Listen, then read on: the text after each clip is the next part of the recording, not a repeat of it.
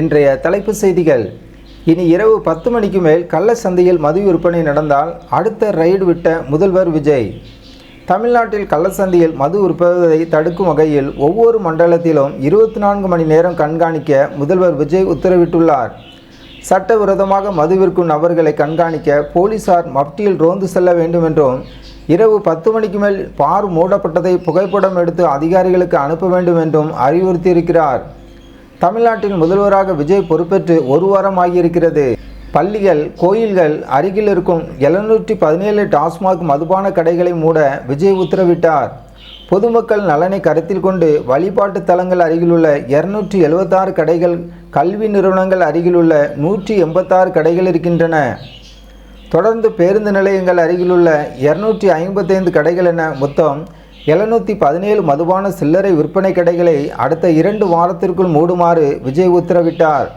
அதற்கேற்ப தொடர்ச்சியாக பல்வேறு டாஸ்மாக் மதுபான கடைகள் மூடப்பட்டு வருகின்றன. அது பொதுமக்களிடையே வரவேற்பை பெற்று வருகிறது. அதுபோல் கள்ளச்சந்தையில் மது விற்பனை தடுக்கவும் முதல்வர் விஜய் முனைப்பு காட்டி வருகிறார். அதற்கேற்ப திருவொற்றியூர் காவல் நிலைய எல்லைக்குள் கள்ளச்சந்தையில் மது விற்பனையை தடுக்க தவறிய காவல் ஆய்வாளர் மோகன்தாஸை பணியிடம் நீக்கம் செய்யப்பட்டார். சென்னையில் காவல் ஆய்வாளர் இப்படி சஸ்பெண்ட் செய்வது வழக்கத்திற்கு மாறானது. தமிழ்நாட்டில் டாஸ்மாக் மதுபான கடைகள் 10 மணி வரை மட்டுமே இயங்க வேண்டும். ஆனால் பல்வேறு கடைகளிலும் 10 மணிக்கு பின் கடைகளில் கள்ளத்தனமாக மது விற்பனை நடந்து வருகிறது. தற்போது இதனை தடுக்க விஜய் அறிவுறுத்தியிருக்கிறார். தமிழ்நாட்டில் கள்ளச்சந்தையில் மது விற்கப்படுவதை தடுக்கும் வகையில் ஒவ்வொரு மண்டலத்திலும் 24 மணி நேரமும் கண்காணிக்க முதல்வர் உத்தரவிட்டுள்ளார். சட்டவிரோதமாக மது விற்கும் நபர்களை கண்காணிக்க போலீசார் மப்டியில் ரோந்து செல்ல வேண்டும் என்றும், இரவு 10 மணிக்கு மேல் பார் மூடப்பட்டதை புகைப்படம் எடுத்து அதிகாரிகளுக்கு அனுப்ப வேண்டும் என்றும் அறிவுறுத்தப்பட்டுள்ளது.